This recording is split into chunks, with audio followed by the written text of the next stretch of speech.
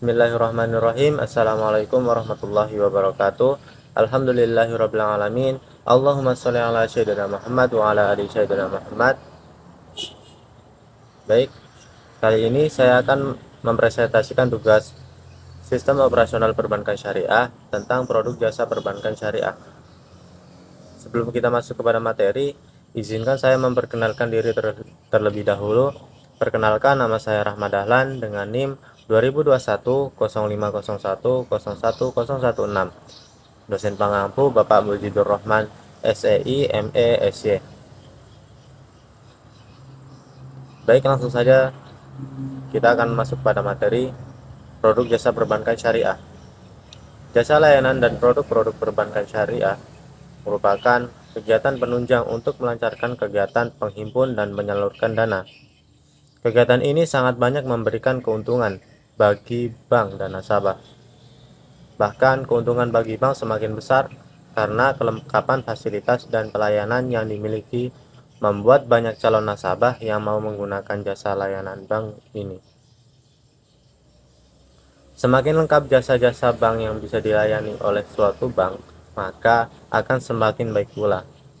Banyak langkah yang harus disiapkan, seperti kesiapan bank dalam permodalan, menyiapkan SDM yang handal, dan juga didukung dengan kecanggihan teknologinya.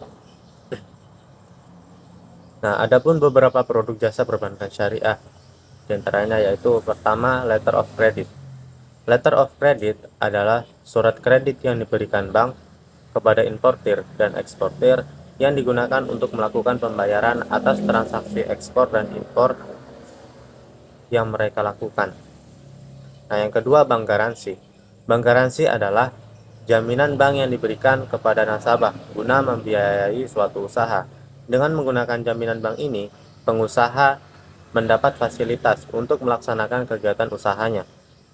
Besarnya jaminan yang dikeluarkan oleh bank sebelumnya telah ditaksir terlebih dahulu dengan mengetahui kredibilitas dan prospek dari usaha nasabahnya. Nah, yang ketiga, Safe Deposit Box.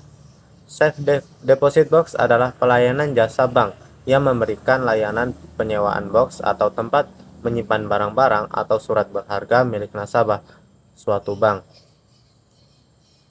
Barang-barang yang berharga yang dititipkan dengan menggunakan Safe Deposit Box akan aman dari bahaya pencurian atau kebakaran. Nasabah yang menggunakan jasa ini akan dikenakan biaya sewa yang jumlahnya tergantung kebijakan pihak bank.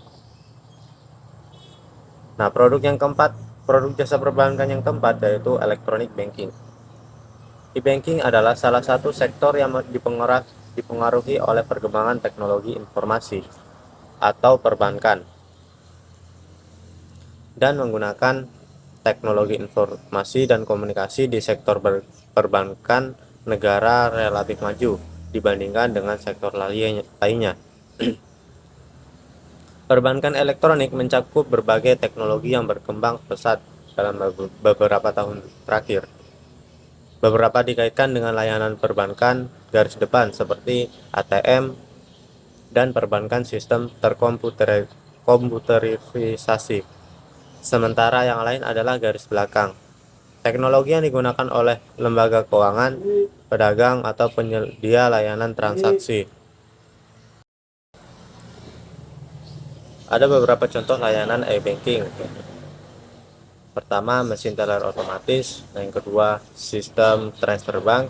Yang ketiga, sistem pembayaran bruto real time. Keempat, perbankan internet atau perbankan online. Dan yang kelima, sistem pembayaran elektronik. Produk perbankan syariah dalam jasa layanan yang kelima yaitu transaksi valuta asing. Valuta asing atau falas adalah mata uang yang digunakan sebagai alat pembayaran sah dalam perdagangan berskala internasional, di mana para pelaku transaksi dan negara bersangkutan telah mengakui mata uang tersebut. Sehingga transaksi valuta asing adalah proses menukar suatu mata uang dengan mata uang lainnya. Penukaran, persediaan, dan permintaan tersebut menciptakan peluang untuk investasi dan keuntungan, tetapi juga disertai dengan risiko. Nah, selanjutnya Perbedaan dari produk-produk jasa perbankan syariah. Perbedaan antara kunci antara letter of credit dan bank garansi. Perbedaan yang pertama, letter of credit adalah komitmen bank pembeli kepada bank penjual bahwa ia akan menerima faktur yang disajikan oleh penjual dan melakukan pembayaran, tergantung pada kondisi tertentu. Jaminan yang diberikan oleh bank kepada penerima atas nama pemohon untuk melakukan pembayaran. Jika pemohon gagal dalam pembayaran, disebut jaminan bank. Dalam letter of credit, kewajiban utama hanya terletak pada bank yang mengumpulkan pembayaran dari klien setelahnya. Di sisi lain, dalam garansi bank menanggung kewajiban ketika klien gagal melakukan pembayaran. Dalam hal resiko, letter of credit lebih beresiko untuk bank, tetapi lebih sedikit untuk pedagang. Sebaliknya, bank garansi lebih beresiko bagi pedagang tetapi kurang untuk bank. Ada 5 atau lebih pihak yang terlibat dalam transaksi letter of credit, seperti dalam pemohon, penerima, bank penerbit, bank penasehat, bank negosiasi, dan bank konfirmasi.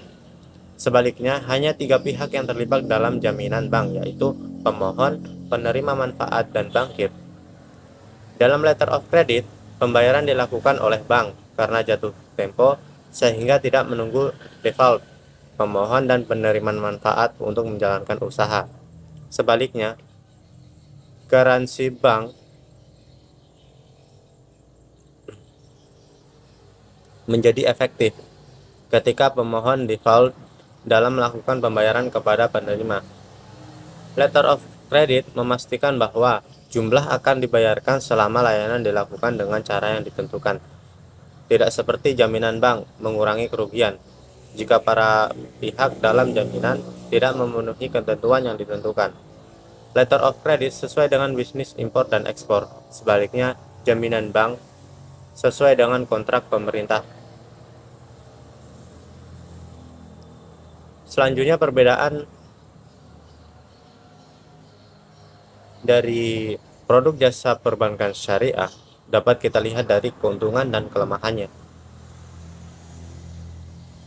Nah, keuntungan dan kelemahan safe deposit box.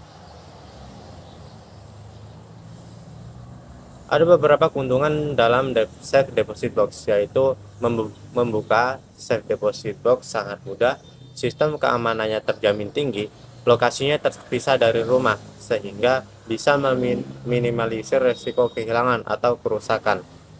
Nah, sementara kelemahan dari safe deposit box yaitu jumlah orang yang bisa mengakses safe deposit box adalah terbatas. Anda tidak bisa secara mendadak membuka safe deposit box karena bank memiliki jadwal buka tutup. Terdapat biaya sewa dan jaminan yang relatif besar, serta memerlukan usaha lebih untuk membuka safe deposit box karena jaraknya jauh dari rumah. Nah, selanjutnya keuntungan dan kelemahan digital bank atau electronic banking. Pada zaman serba digital seperti sekarang ini, adanya digital bank adalah suatu kemajuan teknologi yang dapat mempermudah berbagai aktivitas, khususnya untuk dunia perbankan. Salah satu keuntungan utama digital bank adalah kemudahan dalam mengakses layanannya. Selama nasabah mempunyai perangkat yang terkoneksi internet, maka mereka dapat melakukan berbagai aktivitas atau transaksi kapanpun dan di mana saja. Proses transaksi bisa dilakukan lebih cepat melalui layanan online atau jaringan internet tanpa harus mengantri. Dari sisi penyelenggara, proses operasional bank juga menguntungkan karena tidak perlu membeli atau menyewa banyak kantor beserta biaya lain seperti listrik, air, gaji, dan sebagainya. Meskipun mempunyai berbagai keuntungan, tentunya digital bank juga punya kekurangan. Dari cara mengakses layanannya yang tergantung dengan internet, lancar tidaknya penggunaan bank digital tersebut tergantung dengan koneksi internet Anda. Selain itu, banyak risiko atau kejahatan yang perlu diwaspadai. Namun hal tersebut bisa diatasi dengan memilih digital banks terpercaya dan membagi penempatan tabungan Anda sebagian pada bank digital, sebagian lagi di bank konvensional. Nah, yang terakhir yaitu keuntungan dan kelemahan adanya pasar valuta asing. Keuntungan adanya pasar valuta asing yaitu hubungan perdagangan antar negara semakin berkembang, mempermudah pertukaran uang bagi seseorang yang menukar transaksi di luar negeri, serta mendorong perkembangan ekspor dan impor. Nah, adapun kelemahan pada pasar valuta asing yaitu perubahan kurs akan mendorong spekulasi, menimbulkan inflasi, dan jika negara sedang resesi akan mendorong kebijakan devaluasi. Demikianlah presentasi dari saya. Bila ada kekurangan kata atau salah dalam pengucapan, saya mohon maaf. Billahi taufiq wal hidayah. Wassalamualaikum warahmatullahi wabarakatuh.